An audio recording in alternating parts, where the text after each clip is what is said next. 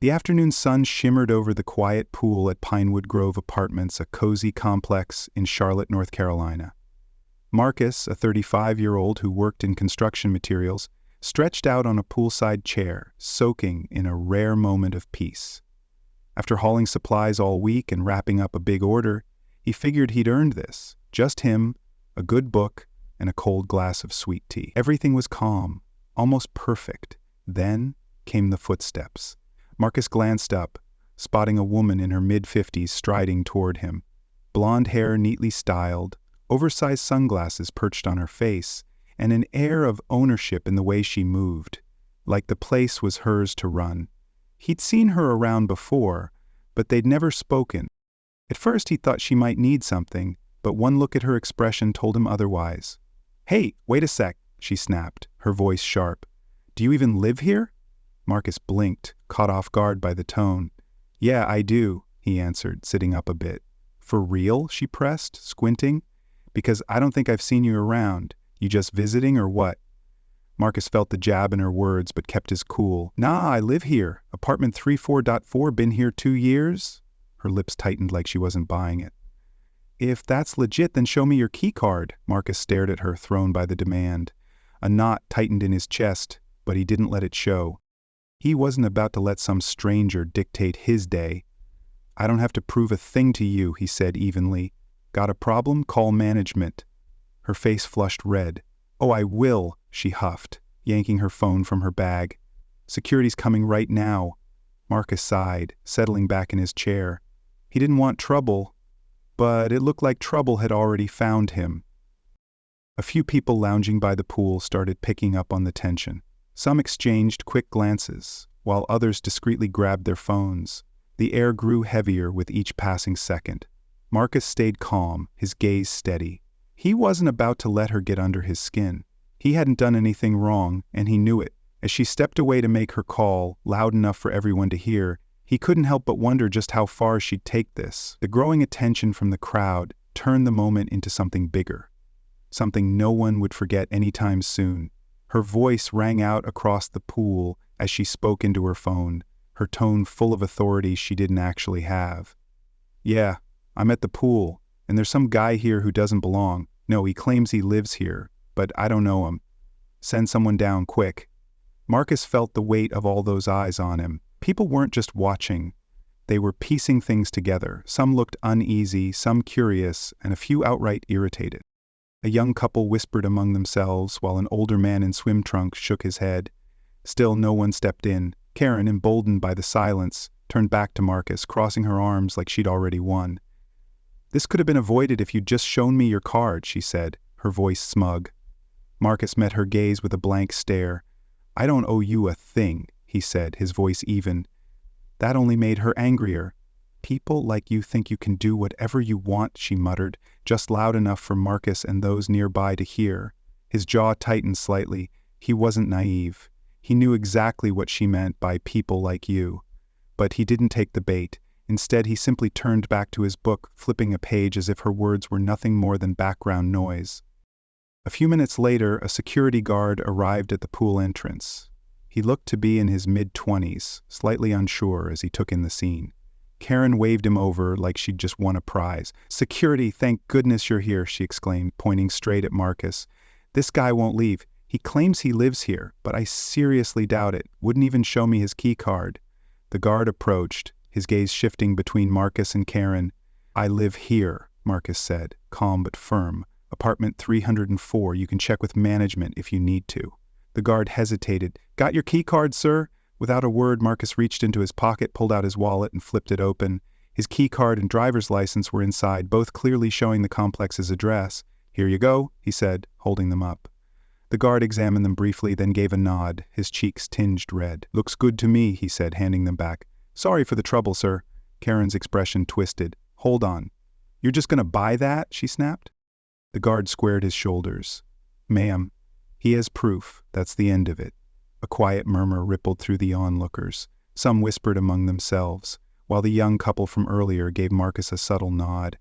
Before the tension could settle, a sharp voice cut through the air. "That's enough already!" Heads turned toward an older woman lounging poolside. dressed in a floral sundress and a wide-brimmed hat. She stood with an air of confidence that commanded attention. Marjorie, a Pinewood Grove regular, known for speaking her mind. She stepped forward, her expression unwavering. "This ain't the first time, and it's high time someone called it out." Karen turned to her, clearly rattled. "I don't know what you're implying," she huffed. "Oh, don't play innocent," Marjorie shot back, her voice cutting through the air. "You've been hassling people around here for months, and we're done with it. Just last week you gave the delivery guy grief for eating lunch in his truck.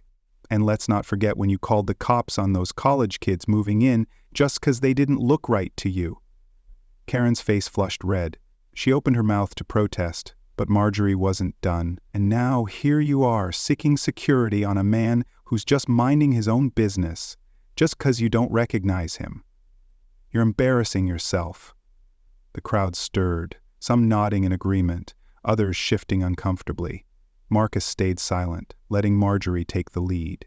It felt good to see someone stand up and say what needed to be said. Marjorie softened her tone just slightly. "Don't you see how ridiculous this is?" she asked, her words landing heavy. "We're neighbors. Acting like people don't belong just 'cause they don't fit your idea of who should be here, that's not how this community works." For a moment, silence. Then, a single clap. It started slow but spread quickly as more people joined in. The sound rattled Karen, who suddenly seemed much smaller than before. "This is ridiculous," she muttered, but the fire in her voice was gone. She grabbed her things in a rush and hurried away from the pool. Marjorie turned to Marcus, her expression softening. "Sorry you had to go through that," she said. "It ain't right." Marcus gave a small grin. "Thanks, that means a lot." As Marjorie returned to her seat, the crowd slowly dispersed, but the weight of what had just happened lingered. It wasn't over yet. Someone had recorded the entire thing, and the video was already making its way online. What started as a quiet moment by the pool was about to turn into something much bigger. By the time the pool emptied out, one video of the mess was already floating around online. A younger guy named Ethan had posted it on his social media with a short note. "This just went down at Pinewood Grove. When's it gonna end?" The clip caught it all. Karen's pushy demands, Marcus's laid-back style, Marjorie's fired-up speech, and the clapping that came after. It picked up steam quick. Back in his apartment, Marcus plopped on his couch, still mulling over the day. His phone kept going off like crazy. Buddies and work pals tagged him in the video, sending props and shock. He didn't expect it to blow up past the pool so fast.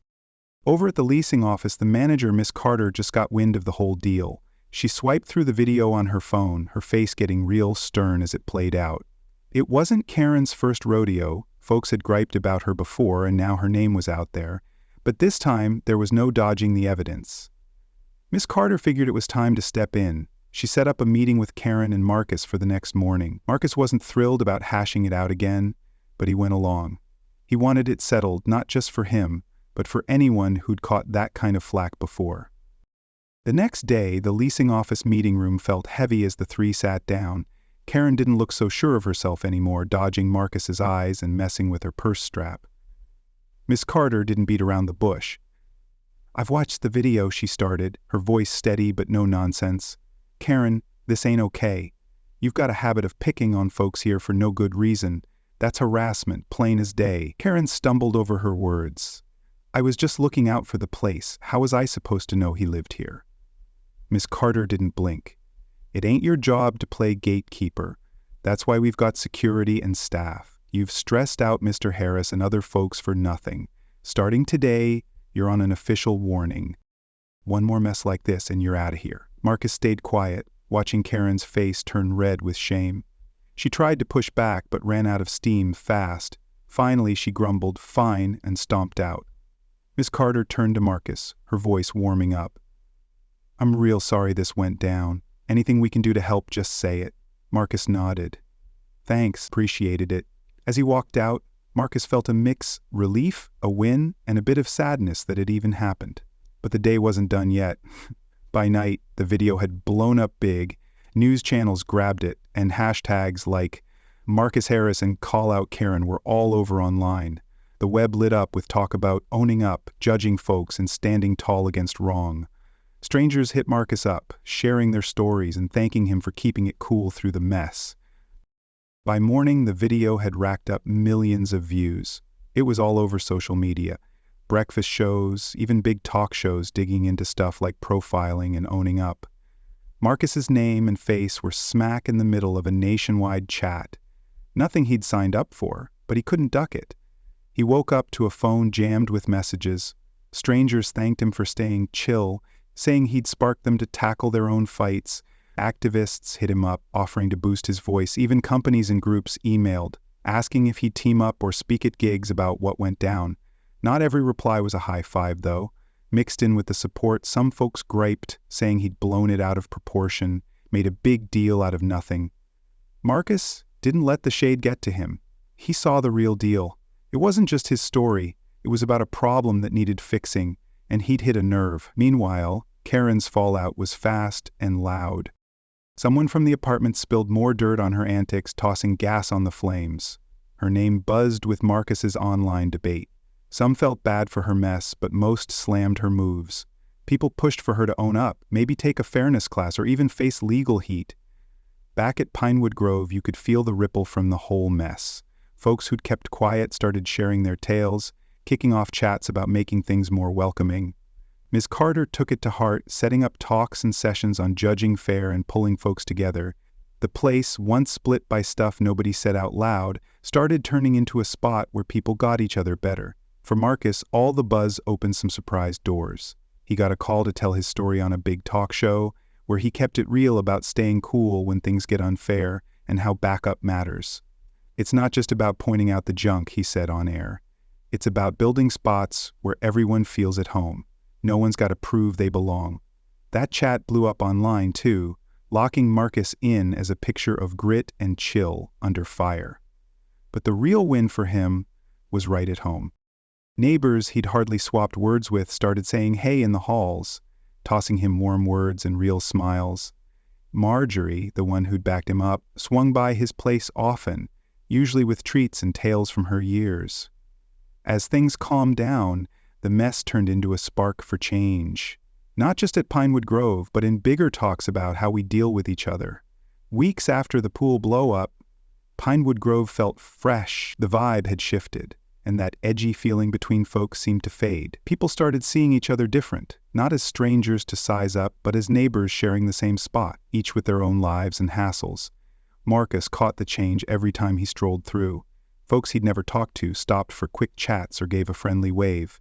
Kids ran around the courtyard freer, parents not hovering so tense. It was like the walls of doubt and distance were coming down, bit by bit. As for Karen, her name took a hit around the place. She wasn't kicked out, but she laid low, skipping the hangout spots and hustling past people. Word was she might move, but no one knew for sure. What stuck was the mess had made her face herself. Whether she'd switch gears was up to time. Marcus, though, took what he'd picked up and ran with it. With Marjorie and other good neighbors cheering him on, he threw a community barbecue at the apartments open to all. The point was easy: bring folks together and get them clicking with people they might have never met otherwise. The turnout beat all guesses. Folks brought tasty goodies, kids messed around with games, and talk rolled easy. Marjorie parked in a corner, yakking with some younger neighbors, her laughs cutting through the tunes and buzz. Marcus manned the grill, flipping ribs and passing plates, feeling a pride and kick he didn't see coming. As night rolled in and the sun dipped low, Marcus stood on the patio, eyeing the crowd. It wasn't perfect. There was still stuff to fix, chats to have, walls to knock down, but it was a kickoff.